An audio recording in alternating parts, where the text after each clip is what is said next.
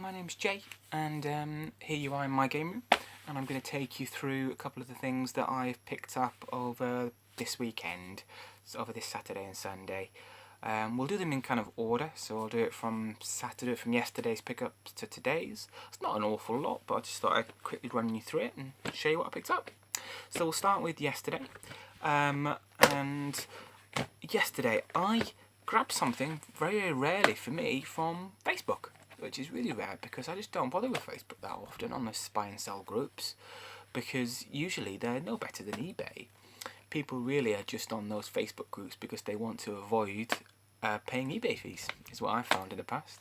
And it's really competitive. Unless you're stalking those Facebook buy and sell groups, it's really difficult to be able to get things for a decent enough price. So, but very rarely and surprisingly enough, I did grab a couple of things. Over the past 2 or 3 years, I think I've grabbed maybe 3 things on those Facebook groups. But I did okay. I was fairly pleased. I got a couple of DS games, and it's rare for me to pay. I paid a decent fee for them. I didn't pay over the odds, I didn't think. But it's very rare that I pay more than £1, £2 really a game for DS stuff. But I thought I was willing to pay a little bit more for these ones. I'll show you what they are, and then I'll tell you what the price I paid. So the first one I grabbed was Sonic Classic Collection, which I think you just about can see. This is basically made up of the 4 of the Mega Drive games. You've got Sonic the Hedgehog, Sonic the Hedgehog 2, Sonic the Hedgehog 3, and Sonic and Knuckles. It's complete with manual and card, as you can see there. Really pleased to grab that. I almost grabbed it a couple of months ago from a charity shop. I grabbed it, left the store, opened it up, had a look at it, and inside was Super Mario Brothers for the DS. So I suppose if you're going to get a bonus game, it's not a bad game to get. I kept the case, and it's a good job that I did, because when I bought this one originally, here on the right, there was a tear, a load of damage to it. So all I did was simply swap the case for my spare one, and I now I've got a nice clean one to go on the shelf. So I'm really pleased with that. In this lot, I also grabbed 2 other things. These other 2 games didn't come with any proper cases, they were loose. But luckily enough, I've got loads and loads of spare DS cases.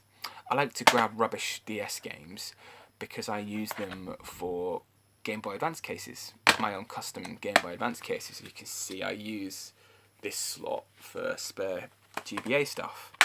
So, the 2 games that I grabbed were, I'll take them out so you can see them, were Rayman DS.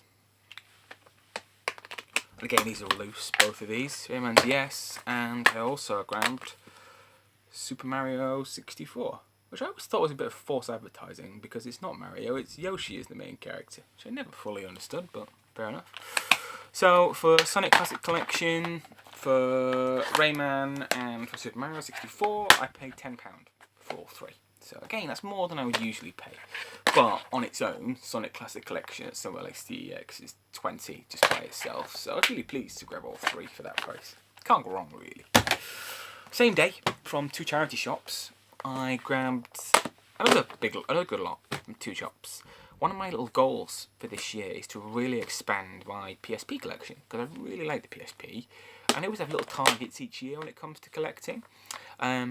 But mine this year is I really want to push my PSP collection.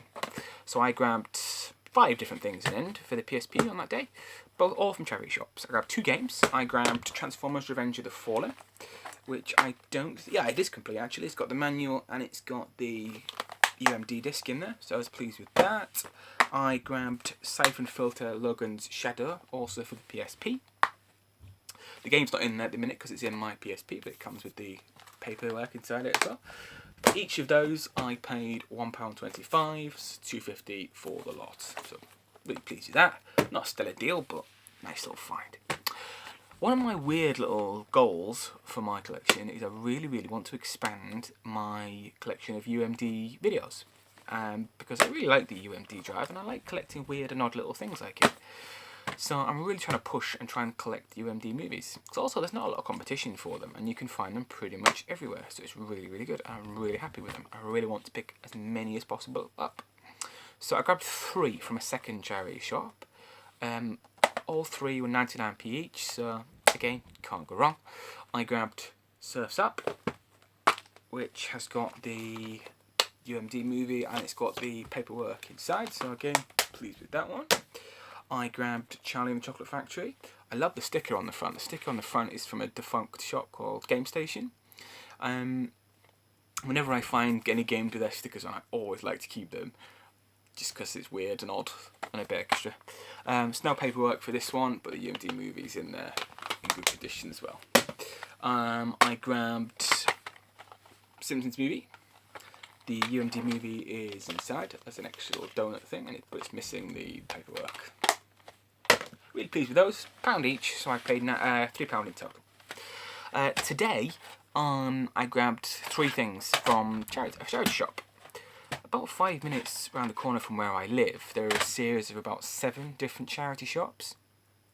And I always like to rate them because I always do pretty good. Particularly compared to car boots. Car boots, I know a lot of people hit car boots, and unless you're willing to get there from 4 AM and literally climb in the back of people's cars to be able to get things, you're never going to get things. It's always an unfair way of getting games, I always find. Charity shops I love, particularly because it's fair. It's potluck when things arrive. Doesn't matter how early you arrive, doesn't matter how late you arrive, doesn't matter what you do, they either have stuff or they don't. My little trick though, my little thing that I like to do is I like to ask. So I will often go and ask and say, excuse me, I'm really sorry, but have you got any more games in the back? And quite a lot of times they will go and have a look. And my best find in charity shops has been from that. And this was a find today. It wasn't a great find, but it was better than what was on shelves. And this came from simply asking, did you have anything else in the back? And they had 3 Dreamcast games. They're not brilliant Dreamcast games, but they're okay. Are worth picking up. I like the Dreamcast. I like to add to it when I can see games here and there for it. They had 3 in total, but all in relatively good condition. This one was missing the back sleeve, which is a bit annoying. But the rest of it, manuals there, discs in good condition, boxes in pretty decent condition. I grabbed House of the Dead 2, which I paid £2.45 for. So again, not a great price, but I'll settle for it. I grabbed NBA Showtime, which I paid £1.99 for. So again, not bad. This one, however, has got the back sleeve on, pretty decent condition. As you can see, these PAL games have got a much different cover than the American cover. The Americans, I know their NTSC versions look like basically normal CDs, where we got the weird blue design.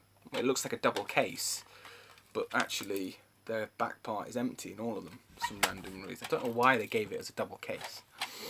The third and final game that I got from a charity shop, and again, these aren't brilliant finds. I paid, I think, £2.45 for this one too, was V-Valley 2. Not a great game to pick up, but I will help out trying to expand my Dreamcast collection when I can. So that was my pickups from the weekend. Thank you for watching.